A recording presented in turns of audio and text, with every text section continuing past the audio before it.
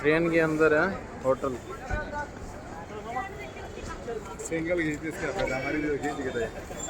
पुल के नीचे दुकानें कर रखी दिख रही है। फिर पार्किंग मतलब जगह